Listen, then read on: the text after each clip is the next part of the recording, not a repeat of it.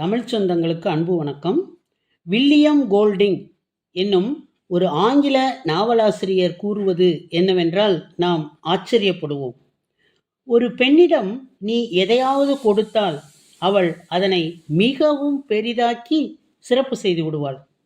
உன் உயிரணுவை பெண்ணிடம் கொடு, அவள் உனக்கு ஒரு குழந்தையை தருவாள்.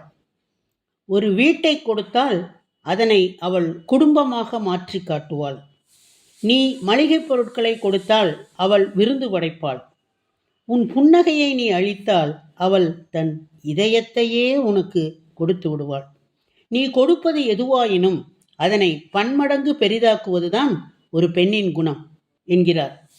இதனை நிரூபிக்கும் வகையில் தனது கணவன் கூறிய ஒரு உற்சாகமூட்டும் வார்த்தைகளால் தூண்டப்பட்ட ஒரு பெண் சாதித்த மிக பெரும் சாதனையைத்தான் நாம் இப்போது பார்க்க போகிறோம். இந்தியாவின் ஒரு பெண் இந்திய ஆட்சிப்பணி அதிகாரிதான் பிரீத்தி பார்கவி என்பவர்.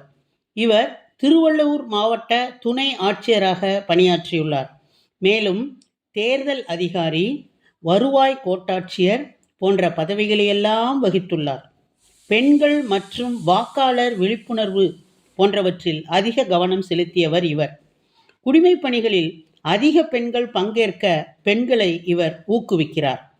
இவர் ஜோஸ்டாக்ஸ் போன்ற தளங்களில் பேசியிருக்கிறார். இவர் அரசு பள்ளிகளிலேயே தன் பள்ளிப்படிப்பை முடித்து மேற்படிப்புக்கும் அரசு கல்லூரியிலேயே படிப்பை தொடர்ந்து பின் ஒரு அரசு அதிகாரியாக மாறியுள்ள அவரது ஊக்க உரையை கேட்க நமக்கும் உற்சாகம் பிறக்கிறது என்பது உண்மை. இவரை பற்றிய செய்திகள் மற்றும் கட்டுரைகள் பல்வேறு ஊடகங்களில் வெளிவந்துள்ளன. உதாரணமாக இந்து தமிழ் திசை, இந்தியன் எக்ஸ்பிரஸ் மற்றும் தினமணி போன்ற செய்தித்தாள்களில் இவரை பற்றிய பல விளக்க கட்டுரைகள் வந்திருக்கின்றன. டாக்டர் பிரீத்தி பார்கவியின் சொந்த ஊர் தென்காசி மாவட்டத்தில் உள்ள செங்கோட்டை ஆகும். இவரது தந்தை நாராயணன் தென்னக ரயில்வேயில் அதிகாரியாக பணிபுரிந்து ஓய்வு பெற்றவர். இவருடைய தாய் ராணி ஒரு இல்லத்தரசி. இவரது ஒரே தங்கை சென்னையில் பள்ளிக்கல்வித்துறை அலுவலகத்தில் குரூப் 2 அதிகாரியாக உள்ளார். இவர் பள்ளி படிப்பை முடித்ததும் சிறந்த மதிப்பெண் பெற்றமையால் நெல்லை பாளையங்கோட்டையில் உள்ள அரசு சித்த மருத்துவ கல்லூரியில் மருத்துவம் முடித்தார். இவரது கணவர் பாபு ஒரு மெக்கானிக்கல் என்ஜினியர். இவருக்கு 2 பெண் குழந்தைகள் உள்ளனர். இவருடைய கணவர் எப்பொழுதும் இவருக்கு ஒரு ஊக்கமூட்டும் ஊக்க மருந்தாக இருந்து வருகிறவர்.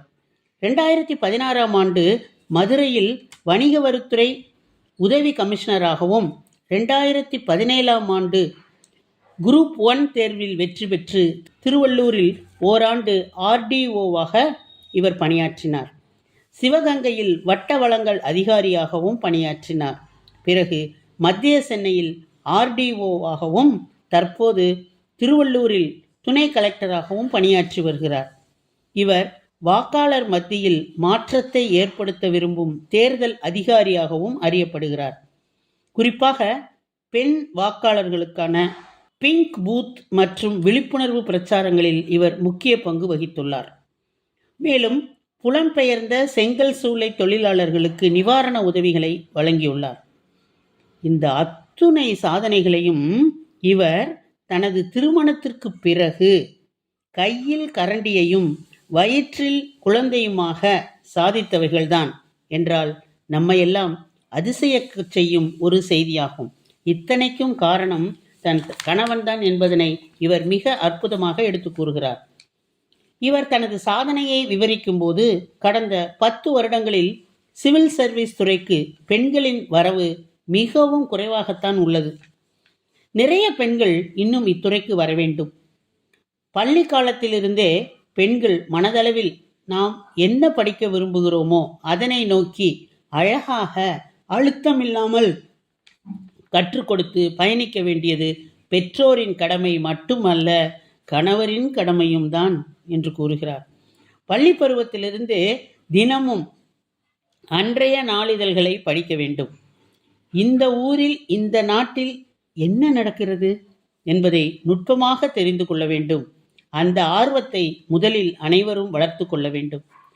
பெண் பிள்ளைகளுடைய மனதில் சாதாரணமாக ஒரு நல்ல மாப்பிள்ளை ஒருவர் அமைந்துவிட்டால் போதும் என்ற ஒரு கொள்கையை பெற்றோர்கள் மிக ஆழமாக ஊன்றி விடுகிறார்கள். மந்திரம் போல இதனை சொல்லி வைத்து விடுகிறார்கள். திருமணம், குடும்பம், குழந்தைகள் என்று அதற்குள்ளேயே அவர்கள் ஆழ்த்தி விடுகிறார்கள், ஆழ்ந்து விடுகிறார்கள். திருமணம் முடிந்ததும் அந்த வாழ்க்கையில் முழுவதுமாக முடங்கி வெளியில் வரவே அவர்கள் தயங்குகிறார்கள். ஆனால் இந்த வெளி சமூகத்தின் மறுபுற கண்ணாடிகளில் முகம் பார்த்து தங்களை வெளிக்கொண்டு வர ஒரு அரசு அதிகாரியாக மாற அவர்கள் தயங்கி நிற்கிறார்கள். இந்த நிலை கண்டிப்பாக உடைத்தெறியப்பட வேண்டும்.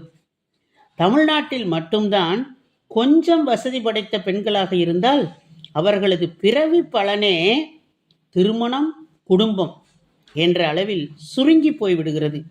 ஆனால் கேரளா போன்ற இடங்களில் எல்லாம் எவ்வளவு வசதி படைத்த குடும்பத்தை சார்ந்த பெண்களாக இருந்தாலும் தனக்கென ஒரு வேலை தேடி சொந்த கால்களில் அவர்கள் நிற்க வேண்டும் என்று மிகவும் உறுதியாக இருக்கிறார்கள். பெண்கள் கட்டாயமாக வேலைக்கு செல்ல வேண்டும். வேலை என்பது மனதளவில் பெண்களுக்கு பெரும் துணிவையும் மகிழ்ச்சியையும் தரக்கூடியது என்பதை உணர வேண்டும். அன்பான கணவர் ஒருவர் கிடைத்துவிட்டால் வேலைக்கு செல்லாமல் வீட்டிலேயே இருந்து கொள்ளலாம் என்ற அவசியம் கிடையவே கிடையாது. ஆனால் நிறைய பேர் மனதில் இந்த எண்ணம்தான் ஆழ பதிந்துள்ளது. அன்பை வீட்டிற்கு வந்ததும் செலுத்துங்கள், அதிகாரத்தை உங்கள் பணியில் நல்லதொரு விதத்திற்காக பயன்படுத்துங்கள் என்று பாரதி கண்ட புதுமை பெண்ணாக பட்டங்கள் ஆள்வதும் சட்டங்கள் செய்வதும் பாரினில் பெண்கள் நடத்துவதற்காக அனைத்து பெண்களையும் கூவி அழைக்கிறார் பிரீத்தி. பெற்றோர்கள் படிப்பையும் இல்வாழ்க்கையையும் சம்பந்தப்படுத்தி பார்க்கவே கூடாது. படிப்பு என்பது தங்களை மெருகேற்றி பகுத்தறிவை வளர்த்தி கொள்வதற்கானது. அதிகம் படிக்க வைத்தால் பெண்களுக்கு அதற்கேற்ற மாப்பிள்ளை கிடைக்காது என்ற பழங்கதையை பேசிக்கொண்டே இருக்கக்கூடாது. ஏன், உயர் படிப்பு படித்துவிட்டால் ஒரு பெண் அவளை விட குறைந்த படிப்பு படித்த ஒரு ஆணை திருமணம் செய்தால் என்ன ஆகிவிடப் போகிறது என்று வினாக்கனை தொடுக்கிறார் இவர். VAO exam, state bank of India exam எல்லாம் எழுதி கிட்டத்தட்ட 7 அரசு வேலைகள் இவருடைய கையில் இருந்தன. ஒரு அரசு வேலையை பெறுவதற்கே அனைவரும் இவ்வளவு கஷ்டப்படும் பொழுது 7 அரசு வேலைகளுக்கு தேர்வு செய்யப்பட்ட இவரது உற்சாகம் நம்மையெல்லாம் மிகவும் ஊக்குவிக்கிறது. இதன் மிகப்பெரிய சிறப்பு என்னவென்றால், இவர் தனது வயிற்றில் குழந்தையுடன் இருந்தபோதுதான் இத்தனை தேர்வுகளுக்கும் அப்ளை செய்து வெற்றி பெற்றார். ஆனாலும் நல்லதொரு வேலையில் சேர வேண்டும் என்பதனால் மேலும் மேலும் பல தேர்வுகளை எழுதி காத்திருந்தார். அதற்கான பலனையும் அவர் தற்போது அனுபவிக்கிறார். பெண்கள் எல்லாம் தாய்மையுடையவர்கள் என்ற ஒற்றை சால்ஜாப்பு வார்த்தைகளை வைத்துக்கொண்டு இன்று உறவுகள் ரீதியாகவும் குடும்ப வன்முறைகளில் பெண்கள் நிறைய பாதிக்கப்பட்டு வருகின்றனர். குடும்ப வன்முறையில் சைக்கோ மனநிலையை கொண்ட கணவர்மார்களிடம் சிக்கி தவிக்கும் பெண்கள் எல்லாம் தங்களுக்கு ஒரு சரியான வேலை இல்லாததனால்தான் அந்த கஷ்டங்களை சகித்து கொண்டு வாழ்ந்து வருகிறார்கள். வேறு வழியே இல்லை என்பதற்காக. சில நேரங்களில் அது தாங்க முடியாமல் தற்கொலை முயற்சிக்கும் சென்று விடுகின்றனர். தனக்கென ஒரு வேலை அவர்களுக்கு இருந்தால் பெண்களில் யாருக்கும் எந்த ஒரு பிரச்சனையும் வராது. அப்படியே வந்தாலும் சமாளித்து அவர்கள் தனித்துவமாக வாழ முடியும்.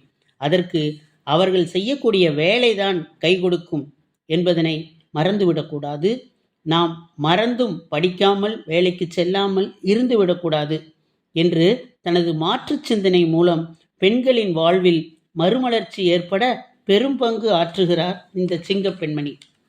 பிரீத்தியின் கணவர் ஒருமுறை இவரிடம், நீ எனக்கு சமைத்து போடுவதை விட, அந்த ஒரு வேலையை செய்வதை விட மக்கள் சேவை பணியில் இருந்தால் எனக்கு எவ்வளவு பெருமையாக இருக்கும் என அடிக்கடி இவரிடம் கூறுவாராம்.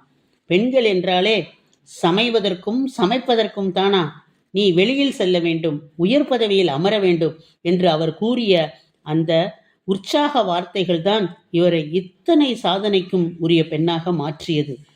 அவரது அந்த வார்த்தைகள் இவரை ஊக்கப்படுத்தி குரூப் 1 தேர்வில் வெற்றி பெறச் செய்ததாக இவர் கூறுகிறார். பெற்றோர்களின் கண்டிப்பை மீறி காதல் திருமணம் செய்து கொண்டு தனக்கு பொருளாதார வசதி இல்லாமல் வறுமை வாய்ப்பட்டு இருந்தபோது தன் கணவரின் இந்த உற்சாக வார்த்தைகள்தான் இவருக்கு ஊக்க மருந்தாக இருந்து இவருடைய வாழ்வில் உச்சத்திற்கு இவரை கொண்டு சென்றிருக்கிறது. 2-3 முறை கருச்சிதைவு ஏற்பட்ட போது குழந்தையா அல்லது வேலையா என்ற குழப்பங்களை எல்லாம் தாண்டி ஒரு உதாரண பெண்மணியாக இவரை செதுக்கிய சிற்பி இவரது கணவர்தான் என்பதை யாராலும் மறுக்க முடியாது, மறைக்க முடியாது. வினை சிறக்க வேண்டும் என்றால் நிச்சயம் துணை தோள் கொடுக்க வேண்டும். இவருக்கு தோள் கொடுத்த இவரது கணவரை போலவே அனைத்து கணவர்களும் உருவெடுத்தால் இந்தியா கூடிய விரைவில் வல்லரசாகி பெண்ணின் பெருமை ஓங்கி நிற்கும் என்பதில் எல்லளவும் ஐயமில்லை. வெற்றி பெற்ற ஒவ்வொரு பெண்ணுக்கு பின்னும் ஒரு ஆண் இருக்கிறான் என்பது ஆணித்தரமான உண்மை என்பதனை இவர் நிரூபித்திருக்கிறார் என்பதனை கூறிக்கொண்டு உம்மிடமிருந்து விடைபெறுவது உங்களுடைய அன்பு தோழி கீதா.